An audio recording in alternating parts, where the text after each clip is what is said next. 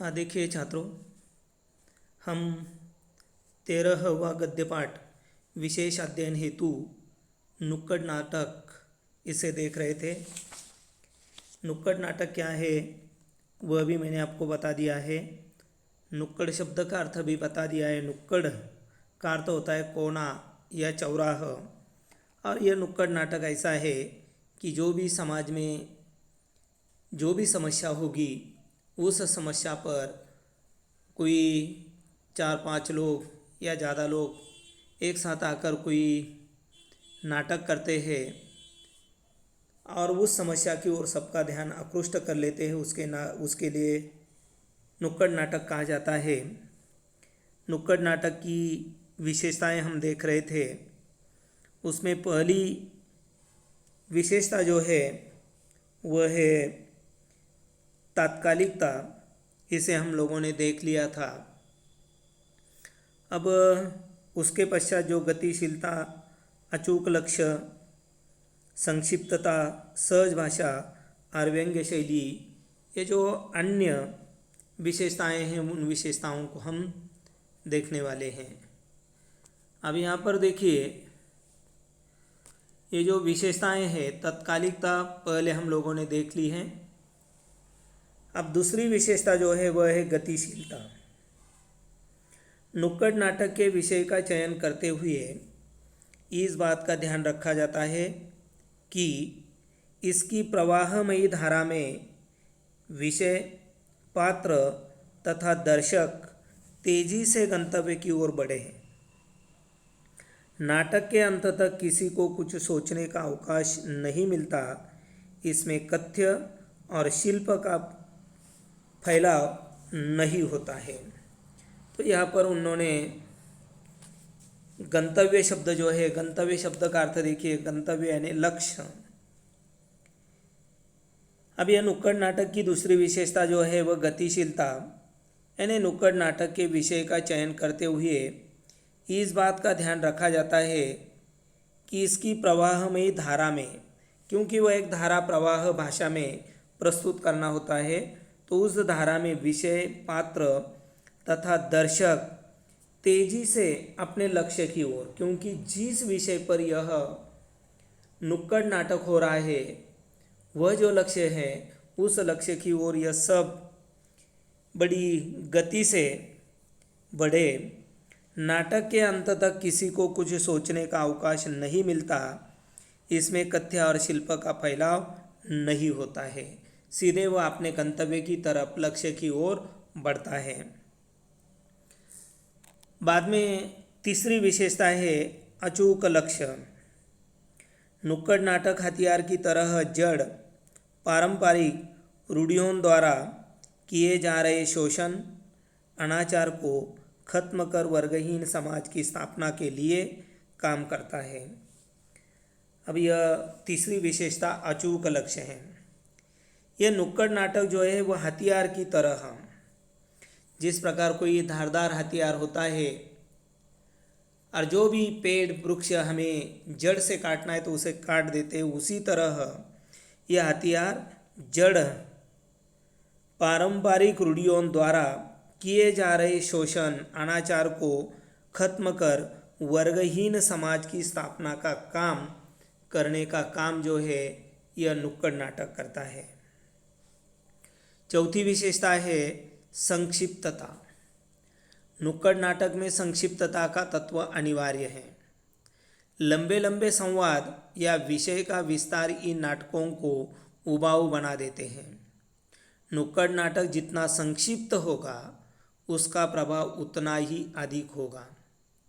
अगर मैं आपको एक बात कहूँ, आप विज्ञापन देखते हैं, न जाने बालों को लेकर तो कितने विज्ञापन हैं, शैम्पू है, अलग अलग तेलों के विज्ञापन है, लेकिन वह कितने लंबे चौड़े होते, बिल्कुल छोटे होते। उसी प्रकार यह नाटक, नुक्कड़ नाटक जो है वह संक्षिप्त होना अनिवार्य है।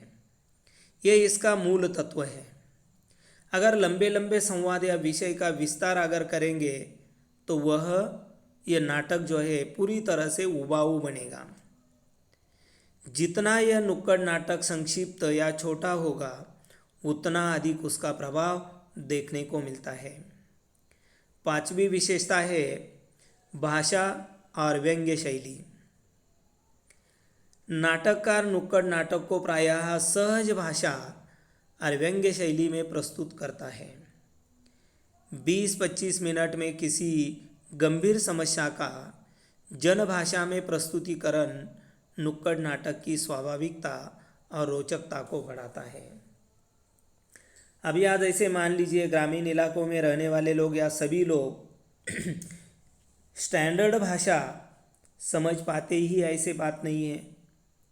तो यह बोलचाल की भाषा होनी चाहिए, सहज और सरल भाषा होनी चाहिए और बताने की शैली भी सीधी और सादी होनी चाहिए। और इसीलिए नुक्कड़ नाटककार जो है वह प्रायः सहज भाषा और व्यंग्य शैली में प्रस्तुत करता है। 20-25 मिनट में किसी भी यानी कौन सी भी गंभीर समस्या हो उसका वह जन भाषा में प्रस्तुतिकरण करता है और यह जन भाषा में प्रस्तुतिकरण ही नुक्कड़ नाटक की स्वाभाविकता और रोचकता को बढ़ाता है। फिर अभी यह नुक्कड़ नाटक के अंतर्गत यहाँ पर पहला जो नाटक लिया है वह है, उसका नाम है मौसम और इसके लेखक अरविंद गौड़ है। पहले हम लेखक परिचय देखेंगे।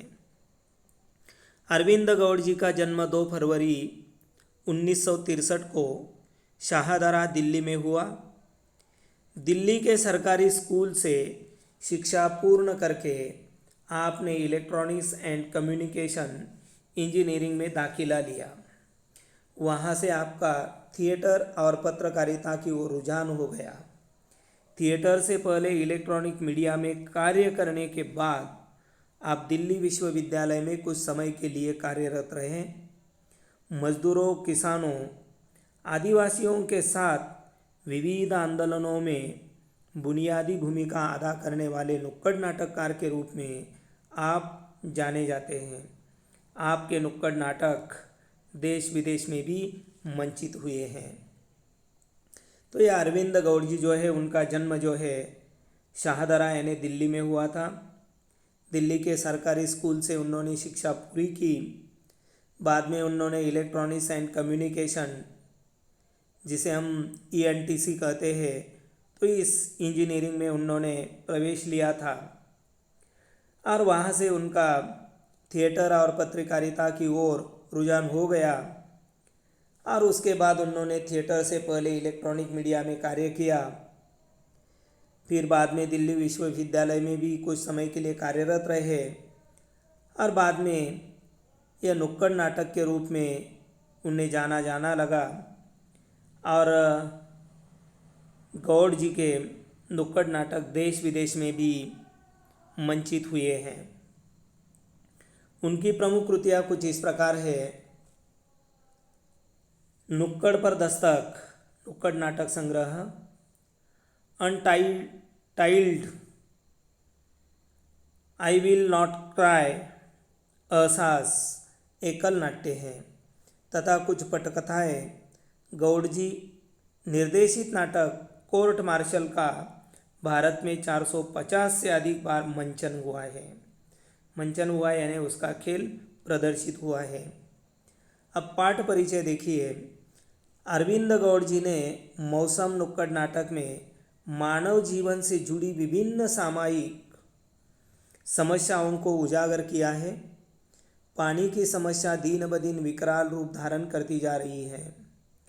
प्रकृति से छेड़छाड़ करने के कारण ऋतु चक्र में आई अनियमितता आ गई है। नियत समय पर बारिश नहीं होती भी है तो कहीं बहुत अधिक, कहीं बहुत कम। जल संचय नहीं हो पा रहा है। जहाँ संचय है वहाँ विभिन्न उद्योगों के कारण जल प्रदूषित होता जा रहा है। प्लास्टिक के अत्यधिक उपयोग के कारण जल के बहाव में रुकावट आ रही है। सीवरों में कूड़े कचरे के साथ प्लास्टिक जमा हो रहा है।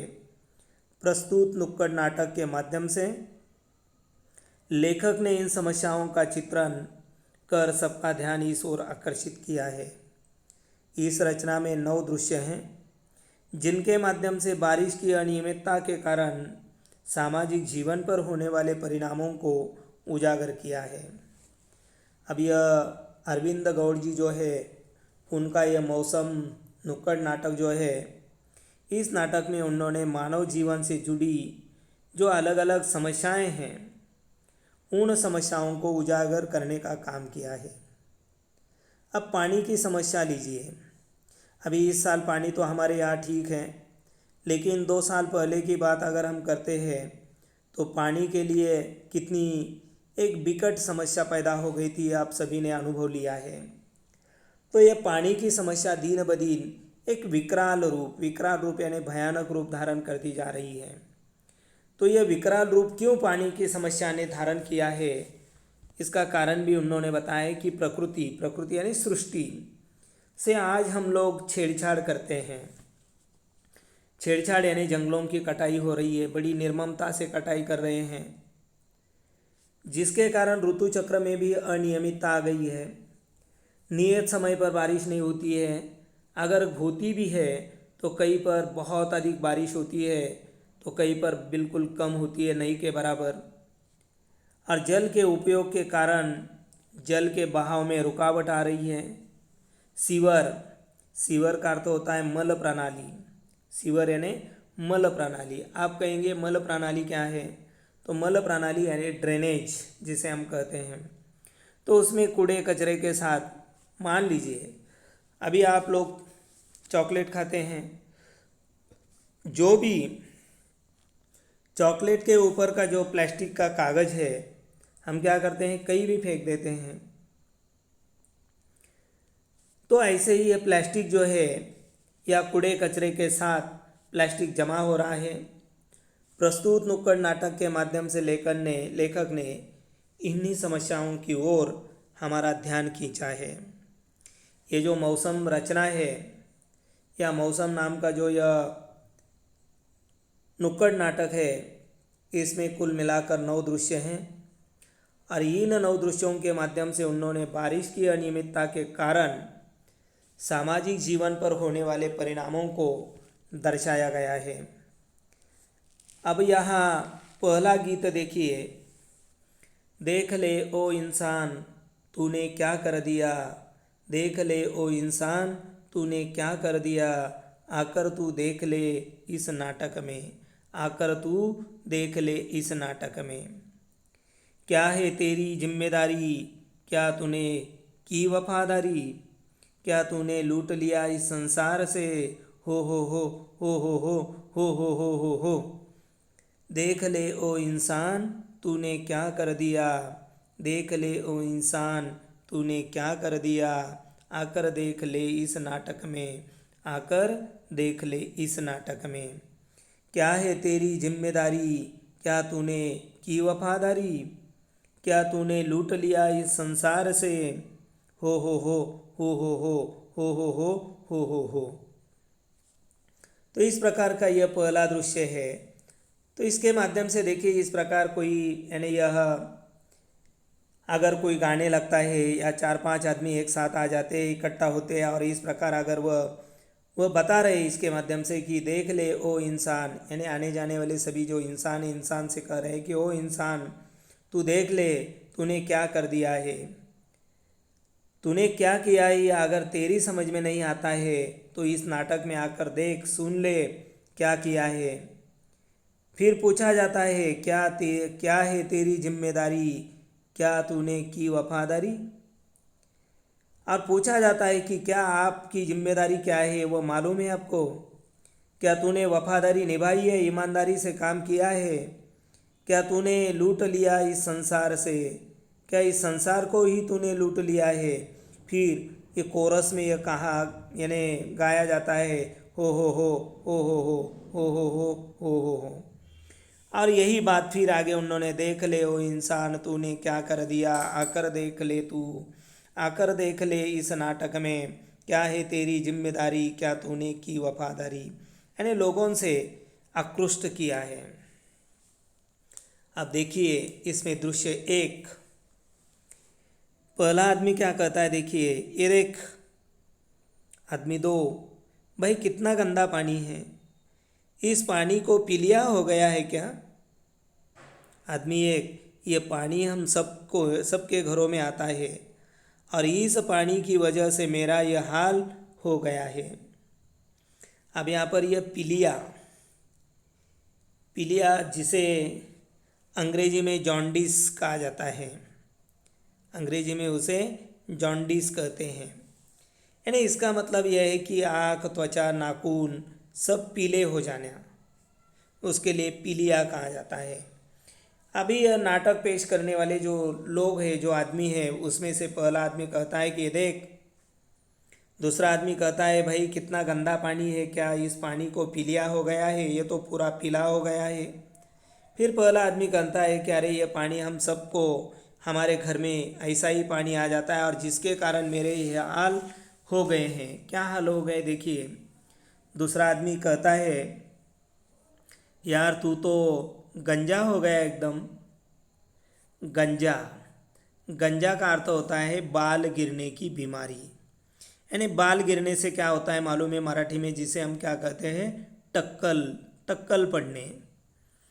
अब यह पहला आदमी कहता है कि हमारे सबके यहाँ घरों में यही पानी आता है और इसी पानी के कारण मेरा यह हाल, अपने बालों की तरफ सिर की ओर उंगली निर्देश करते हुए कहता है कि यह हाल इस पानी के कारण हुआ है। फिर यह दूसरा आदमी कहता है कि यार तू तो बिल्कुल गंजा हो गया। फिर यह पहला आदमी, तेरे तो बहुत बाल हैं, तू कौन सा पानी इस्तेमाल करता है? अब यह पहला आदमी जो है तो वह तो गंजा हुआ है, यानी उसे टक्कल पड़ गया है। तो यह पहला आदमी दूसरे आदमी से कहता है अरे तेरे तो बहुत बाल हैं, तू कौन सा पानी इस्तेमाल करता है? आदमी दो, मेरे घर में भी ऐसा ही पानी आता है, लेकिन हम मिनरल वाटर का बड़ा वाला जार लेते हैं।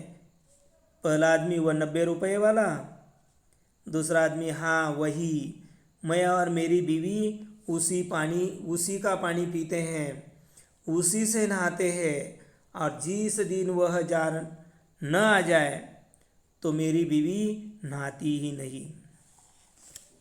अब यह दूसरा आदमी कहता है, पहले आदमी ने उसे पूछा था कि अरे तू कौन सा पानी इस्तेमाल करता है? तब उन्होंने कहा मेरे घर में भी यही पानी आता है, लेकिन हम लोग ये मिनरल वाटर का बड़ा वाला जार लेते हैं, 90 रुपये। फिर पहला आदमी कहता है वह 90 रुपये में मिलता है, वह कहता है हाँ वही हम लेते हैं, वही पानी पीते हैं और उसी पानी से हम नहाते हैं।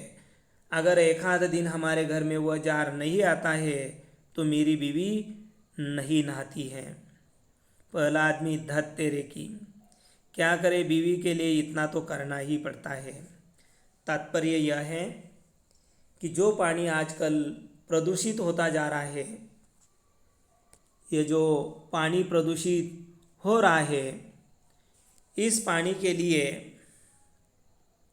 या इस पानी के कारण बहुत से लोग, बहुत से छात्र इसका अनुभव लेते होंगे कि बाल झड़ने की बीमारी शुरू हो जाती है।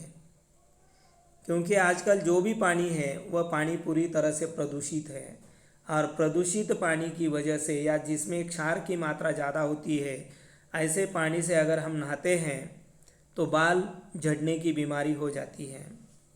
और इसीलिए यह पानी प्रदूषित किसने किया है? हम लोगों ने ही किया है। तो यह प्रदूषित पानी की ओर यहाँ लोगों का ध्यान खींचने का काम किया है। अब दूसरा दृश्य देखिए।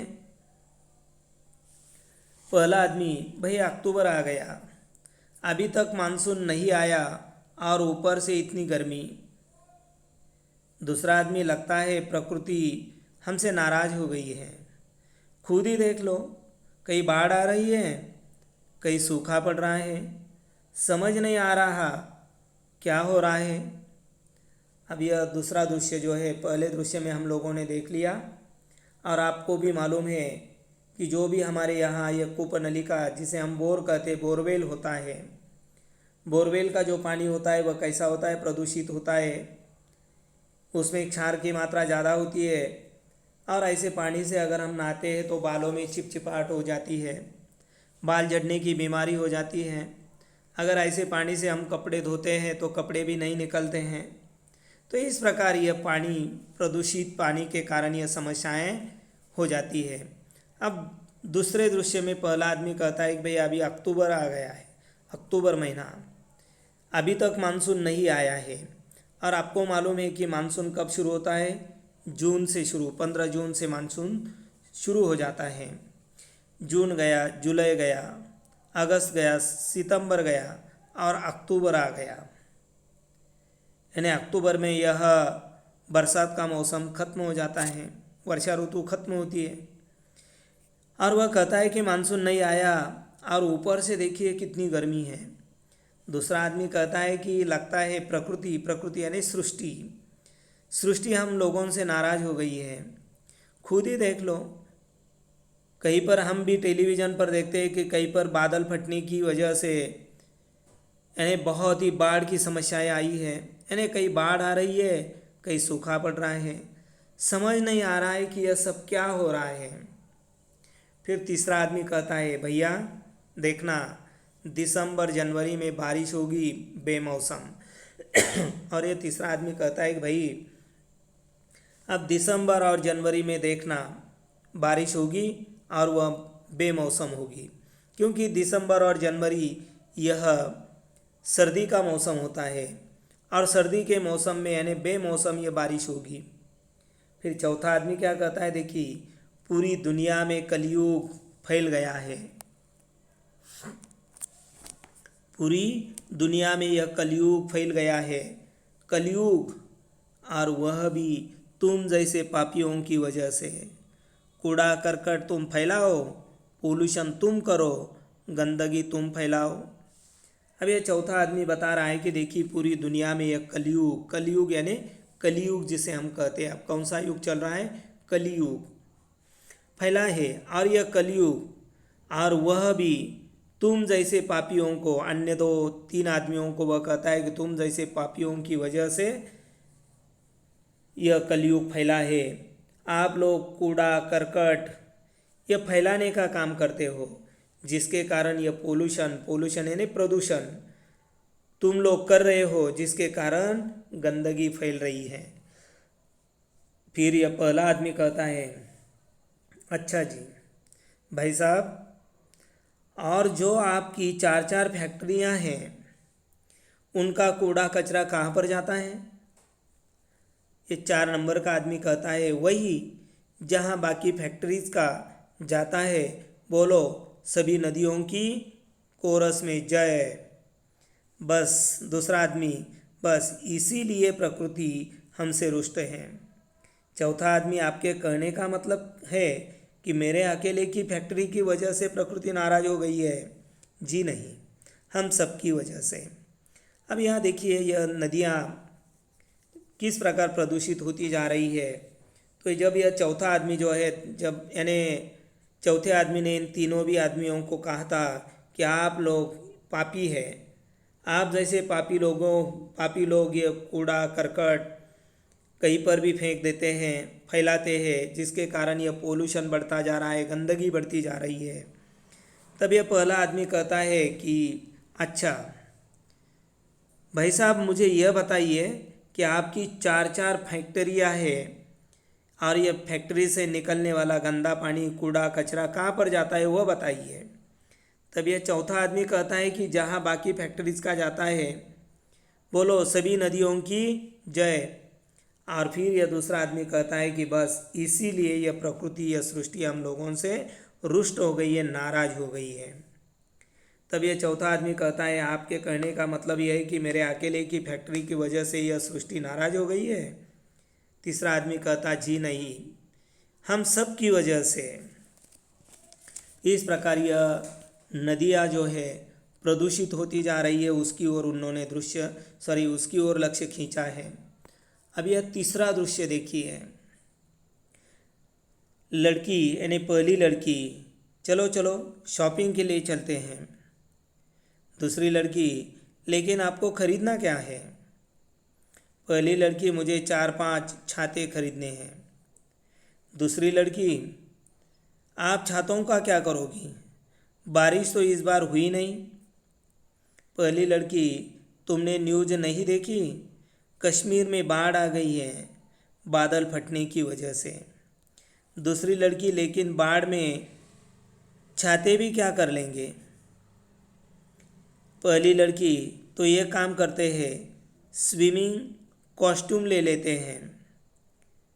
दूसरी लड़की, लेकिन मुझे स्विमिंग नहीं आती। पहली लड़की, चिंता न करे, मेरे पास टायर ट्यूब भी है। अब यहाँ पर ये जो सृष्टि का प्रदूषण बढ़ता जा रहा है, जिसके कारण यह ऋतु चक्र बदल गया है, कहीं पर बहुत ही बाढ़ जैसी समस्याएं उत्पन्न होती है, बादल फटने की नौबत आती है, तो दूसरी ओर कहीं भी बारिश नहीं होती है, सूखा पड़ता है। यह समस्या बताई है। तो यह लड़कियों के माध्यम से संवाद बताया। पहली लड़की कहती है चलो शॉपिंग के लिए चलते हैं। फिर दूसरी लड़की पूछती है आपको क्या खरीदना है। फिर वह कहती है कि मुझे 4-5 छाते खरीदने हैं। फिर यह दूसरी लड़की उसे पूछती है कि इस साल तो बारिश ही नहीं हुई, तो छातों का क्या करोगी। तब उन्होंने कहा आपने न्यूज़ नहीं देखी, कश्मीर में बाढ़ आ गई है बादल फटने की वजह से। लेकिन बाढ़ में, फिर वह कहती है कि बाढ़ में ये छाते क्या करेंगे। तब यह पहली लड़की कहती है कि ठीक है, हम एक काम करते हैं कि स्विमिंग कॉस्ट्यूम ले लेते हैं, यानी स्विमिंग के लिए जो वह होता है इंस्ट्रूमेंट या साहित्य वह। फिर यह दूसरी लड़की कहती है लेकिन मुझे स्विमिंग नहीं आती है। तब यह पहले वाली लड़की उसे कहती है कि आपको चिंता करने की आवश्यकता नहीं है, मेरे पास टायर ट्यूब भी है। कई बार आपने यह समंदर में हो, नदी में हो, टायर ट्यूब के सहारे लोग पानी में तैरते आपने देखे होंगे। यानी प्रदूषण के कारण ऋतु चक्र पर जो असर हुआ है, कहीं पर बहुत ही बाढ़ जैसी, बादल फटने की जैसी घटनाएं हो रही है, तो दूसरी तरफ सूखा पड़ता है। इस समस्या की ओर हमारा ध्यान खींचा है। अब यह चौथा दृश्य देखिए। ये दोस्त, पहला दोस्त क्या कहता है, अपने ऑफिस में एसी क्यों नहीं लगवा लेते, इतनी गर्मी हो रही है। दूसरा दोस्त, मैंने सुना है एसी से गैस निकलती है और उससे वह परत होती है ना, ओजोन परत, उसमें छेद हो जाता है। परत, परत का अर्थ क्या है, सतह, लेयर जिसे हम कहते हैं, या मराठी में उसे थर कहा जाता है। ओजोन वायुचा थर, ओजोन विघटन, इस गद्य में भी ये बात देख ली है। पहला दोस्त जो है अपने दूसरे दोस्त से कहता है कि अरे तू अपने ऑफिस में ये एसी क्यों नहीं लगवा लेता, कितनी गर्मी हो रही है। फिर यह दूसरा दोस्त जो है वह कहता है कि मैंने सुना है कि एसी लगवाने के कारण एसी से गैस निकलती है और यह गैस जो है वो ये ओजोन की जो परत है, ओजोन की जो लेयर है, उसमें छेद हो जाता है। फिर आगे देखिए, पहला दोस्त क्या कहता है, आपके एक एसी की वजह से कोई छेद नहीं होने वाला। मेरे ऑफिस में 6 एसी लगे हुए हैं। मेरी बीवी को तो सर्दी में भी एसी चाहिए, एसी चलाकर 2-2 कंबल ओढ़कर सोती है वह। आज हम क्या करते हैं, हम सिर्फ अपनी खुद की बात सोचते हैं, जो मन में आता है वह हम कर लेते हैं, लेकिन हम जो करते हैं उसके क्या दुष्परिणाम होंगे, इसके कारण कैसे प्रदूषण बढ़ेगा, इसकी ओर जरा भी हम लोग ध्यान नहीं देते हैं। अब पहले दोस्त ने दूसरे दोस्त से कहा था कि अपने ऑफिस में एसी क्यों नहीं लगवा लेते। तब वो कहता है कि यह एसी जो है, एसी से जो गैस निकलती है, उस गैस के कारण ये ओजोन लेयर जो है उसमें छेद हो जाते हैं। तो फिर यह पहला दोस्त जो है वह कहता है कि आपके एक एसी की वजह से हम ऐसा ही सोचते हैं कि मेरे अकेले से क्या होगा। यह अकेले की बात नहीं है। इसके लिए अगर इसी प्रकार हर व्यक्ति इसी प्रकार सोचेगा कि मेरे अकेले के प्रदूषण से क्या होगा, तो सभी इसी प्रकार सोचेंगे तो प्रदूषण बढ़ेगा। तो इसीलिए दोस्त कहता है कि आपके अकेले की वजह से थोड़ी आपकी एसी से छेद होने वाला है। अरे मेरे ऑफिस में आकर देख, 6 एसी लगे हुए हैं। और इतना ही नहीं, मेरी बीवी जो है वह तो सर्दी में भी एसी लगाती है और एसी चलाकर 2-2 कंबल ओढ़कर सोती है, लेकिन फिर भी एसी लगाती है। ऐसे जो लोग हैं वे जरा भी तनिक भी इस ओर ध्यान नहीं देते कि एक एसी लगाने से कितना पोल्यूशन बढ़ जाता है, कितना प्रदूषण बढ़ जाता है, या उससे उत्सर्जित होने वाला जो गैस है वह कितना निकलता है। अगर हर व्यक्ति इसी प्रकार सोचेगा तो कितना ये गैस निकलेगा, और इसी गैस के कारण ओजोन लेयर जो है उसमें छेद हो जाता है। और आपको मालूम है, ओजोन लेयर में अगर छेद हो जाएगा तो सूर्य से निकलने वाली अल्ट्रा वायलेट किरण जो है, वह जिसे बैंगनी किरण कहा जाता है, वो ओजोन विघटन में आपने देख लिया है। वह अगर सीधे ज़मीन पर यह किरण आएंगे, क्योंकि अब जो भी किरण आते हैं वह ओजोन लेयर से फिल्टर होकर नीचे आते हैं, लेकिन अगर यह ओजोन का लेयर अगर समाप्त होगा या उसमें छेद जाएंगे या वह कम होगा तो फिर यह किरण ज़मीन पर आएंगे, वनस्पतियाँ जल जाएगी, पानी समाप्त हो जाएगा। इतना ही नहीं, त्वचा के कैंसर के मामले बढ़ जाएंगे। ये उसके दुष्परिणाम हैं, लेकिन इस दुष्परिणामों की ओर कोई भी नहीं देखता है। सिर्फ ऐशो आराम की ज़िंदगी के लिए, खुद की आयश के लिए लोग एसी चला रहे हैं, ज़रूरत न होने पर भी एसी लगवा रहे हैं। जैसे यहाँ उदाहरण दिया है कि उनकी पत्नी जो है वह सर्दी में भी एसी लगाती है, इतनी ठंड लगती है 2-2 कंबल लेकर सोती है, लेकिन फिर भी एसी चलाती है। तो ये जो मानसिकता है, इस मानसिकता पर भी उन्होंने प्रकाश डाला है। अन्य जो भी बाकी दृश्य है उसे कल की तासिका में देखेंगे। तब तक के लिए हम रुकते हैं। आप सभी के लिए धन्यवाद।